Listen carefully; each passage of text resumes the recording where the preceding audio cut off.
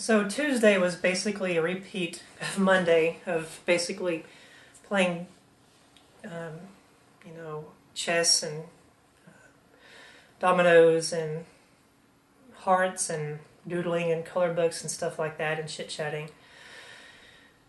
And this day I got to take a van ride to a mental health court in Denton, Texas, Denton County, of all places. You know, the same place Sandra and I had our issues with, and all I could think was like, wow, they're taking me to this place, this court, with what's going on, So this mental health court I didn't know existed, and basically it's like it parallels the civil court, and they have the authority to basically incarcerate people who are deemed threats to themselves or to society.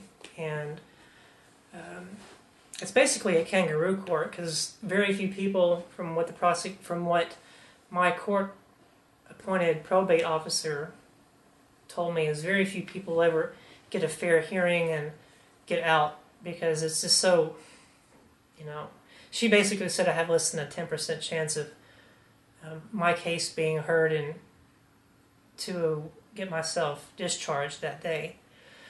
And when I was out in the hallway, I had noticed that the two of the three officers that came and picked me up came to the court. And I mean, to hear the words prosecutor and judge and witnesses, it's like, wow, they're going through this much trouble to keep me incarcerated. On a side note, people complain about the NDAA Act and indefinite suspension of habeas corpus, and habeas corpus, and indefinite suspension. They don't need that. They can just deem you a mental health issue and keep you indefinitely, in theory, keep you indefinite detention. Anyways, back to that. So I just basically said, I'm not going to go through this kangaroo court, and I'm going to waive my right to trial. So they took me back.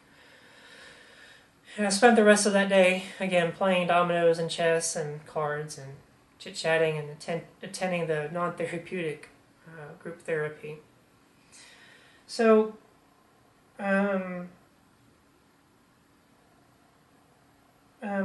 that Wednesday morning, I saw Dr. Vasquez, who was my appointed physician for my stay during Green Oaks. And Dr. Vasquez seemed like a pretty good guy, but later I found that he was, I think, incompetent and kind of careless about my care.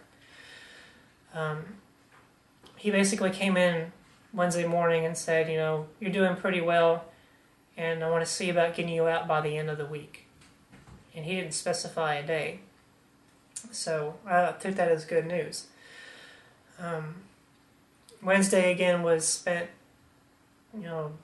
playing cards, hanging out, going outside, getting some fresh air. And later on in that day, I was moved to another ward, which they call the Adult 1 ward. And there you have more privileges given to you, where you can actually go to the cafeteria and eat, and you're still watched, but I guess you're not considered as much as a threat as you are to yourself. So I got into that ward, and one of the first things I saw in that ward is this guy just going absolutely nuts, crazy, yelling at people. And when they took this guy away and they put him in an isolation room, and he calmed down, and then he would do these cyclical things, and they let him back out, and then a few hours later in the evening, he assaulted another patient. And I'm like, great, I'm not going to worry about this guy jumping all over me, punching me. So they put him away, and they finally moved him out of the ward. In the Adult 1 ward, they didn't have a bed for me to sleep in. So their idea for keeping me to sleep was to take me back to the Acute ER, that first ER where I stayed, where I couldn't get any sleep. and they assigned an isolation room to me and another person. And I was like, really, you guys can't get me a bed? And, well, sorry, we're just full right now. I'm like, well, what can you do? I can't get any sleep. We're doing the best we can. So that night I needed to dilate, and I was taken back to that isolation room and had a female cellmate, and I waited for her to drift off to sleep, and I dilated with her in the room. And then after I was done dilating, I gave back my dilator to the nurse, and I couldn't sleep because this particular person was a heavy snorer. And of course all the loudness of the shuffling and doors slamming and cases slamming shut, and I just couldn't sleep. So another sleepless night, I told the doctor, Vasquez, I said, look, I'm in this ward and you're taking me back to the ER. We're doing the best we can. And he said, well, I can prescribe you Ambien to help you go get some rest this evening. And I said, okay, I'll try it. And at this point in my life, I had never tried Ambien. So that day in the adult one ward, it was more group therapy, it was generic, and I was playing dominoes, read a Tom Clancy novel. I started on a Tom Clancy novel and played chess and chit-chatted with people about general things. And again, during this time, I asked, do you have someone who deals with transgender issues and suicide survivorship? And no, we don't. So I was just passing the time, watching the paint peel on the wall. So that day came and went, and I was going, the orderlies would take us, people who were sleeping in the ER, the acute ER isolation rooms, they would take us back about 10 o'clock at night. And there was 2 or 3 of us at that point. And I didn't ask for my Ambien then. And when I got back to the ER area, I asked the nurses, can I please have the Ambien that Dr. Vasquez was prescribing me so I could get some sleep, because I was desperate for sleep. And they wouldn't let you sleep during the day at this facility. So, and they said, no, it's not in your order. And I said, well, Dr. Vasquez said he was going to write it in my order. Well, it's not in your order and we can't give it to you. Well, I said, can you please call Dr. Vasquez, or an attending physician? No, we can't do that, I'm sorry. But we can give you this anti-anxiety medication that helps promote sleep. And I was like, really? Your incompetence, your laziness, and the incompetence or due diligence or lack of due diligence of the doctor is going to cost me another night's sleep. So that night was pretty awful. The next morning I was kind of irritated, grumpy. I'm not a morning person to begin with. And when I had my morning interview with Dr. Vasquez, when he went through my charts and asked me how I was, I said, I'm not getting any sleep. I don't have a bed in this room. And they didn't give me the prescription, the Ambien. Oh, I thought I wrote it in your chart. I'm sorry about that. And I'm like, really? And then he would make this statement to the effect that, wow, you're really defensive this morning. I think you're backsliding a little bit. I said, no, I'm tired. I'm not getting adequate sleep or exercise, and so, I don't know. I just really felt that I was being kind of played around with or something, or this doctor was just not doing his job, especially getting me a bed where I could get restful sleep. And at this point, I had noticed several other inmates being brought into the facility, or into the adult one ward, and they too were being taken to the acute ER isolation rooms. That was a Thursday.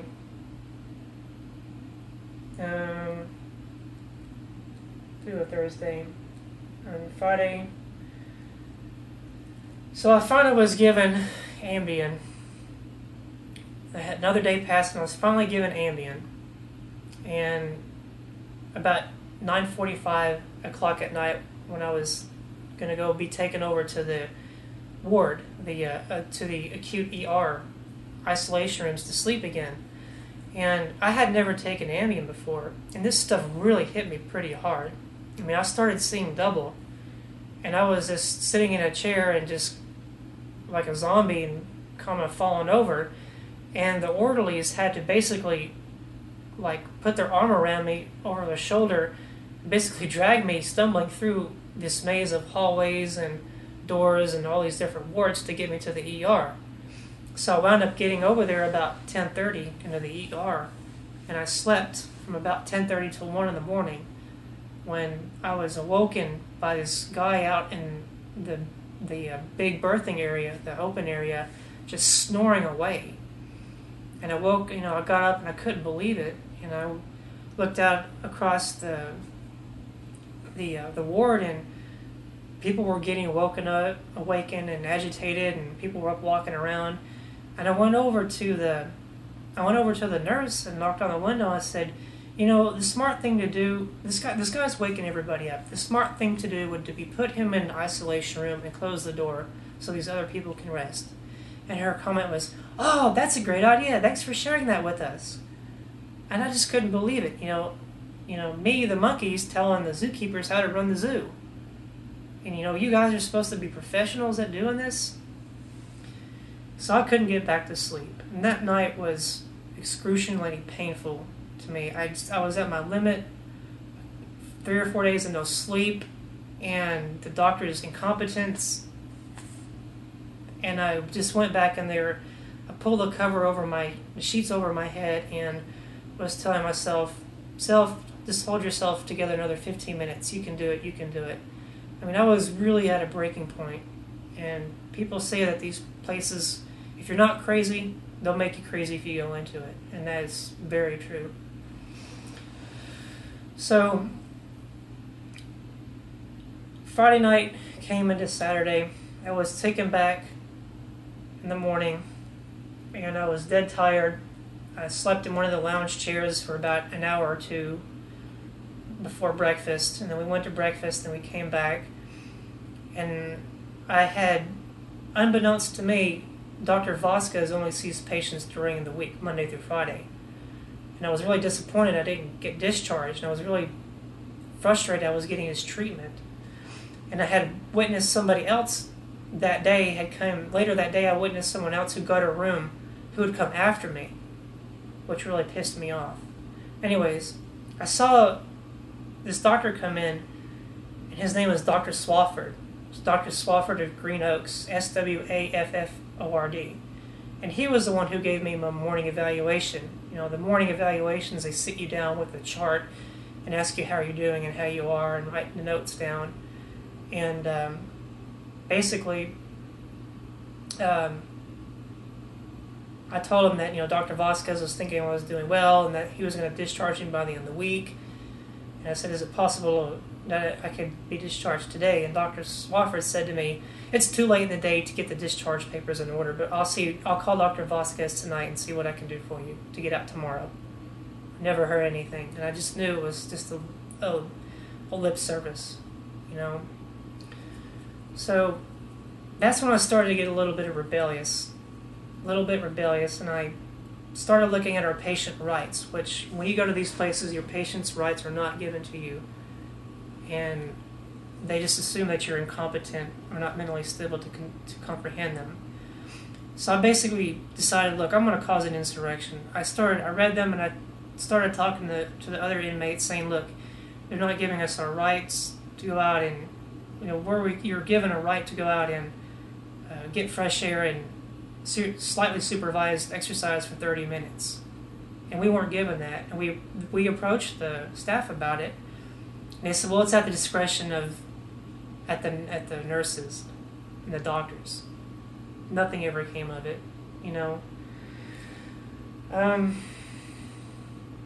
So some of the dispositions of the orderlies were horrible. And when you're in one of these places, they you can't just walk in and out of the bathroom. They actually go unlock the bathroom for you. And I was approaching this one nurse to go ask permission to go to the bathroom, and her eyes got really big, and her comment was to me, "Oh, I thought you was about to attack me. You look like you was about to attack me." And I said, "No, I just need to use the bathroom." And she was like all adamant, like, "Oh yeah, I could have sworn you were going to attack me." And I said, I don't appreciate this, because this anything you say can, be held against me. So she wouldn't open the door, and she was not well liked by the fellow inmates. And her just that I don't need that. I just want to go to the bathroom, and I just was walking up to her normally. So, and